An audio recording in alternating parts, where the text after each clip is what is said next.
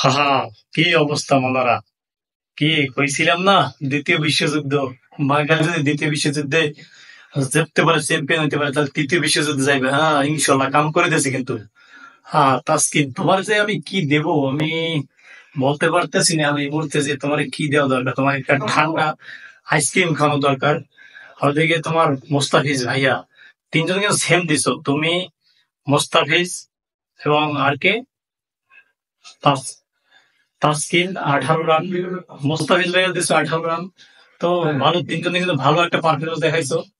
তো ইনশাল্লাহ জিতে যাবো, আশাবাদী আমরা যে বাঙালি দ্বিতীয় বিশ্বযুদ্ধ জয় করবে এবং তৃতীয় বিশ্বযুদ্ধে কিন্তু বাঙালি যাইবো।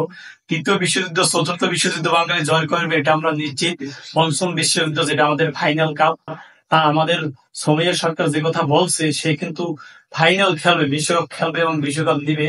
তো সেদিকে আমরা আশাবাদী। ওই রাস্তায় কিন্তু আমরা যাইতেছি, আস্তে আস্তে গুটি গুটি বাইকে তাকাইতেছি।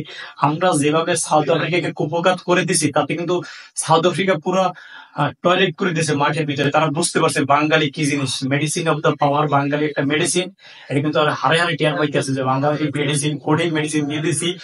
না যাই হোক, খেলা দেখতে ভালোই লাগলো এবং দেখা যাক এখন কি করে, ব্যাটিং লাইন কি করে। সোমাইয়া সরকার যেহেতু নাই, ওখানে জাকিরিয়া নামছে, এখন টন্টন দাস আছে।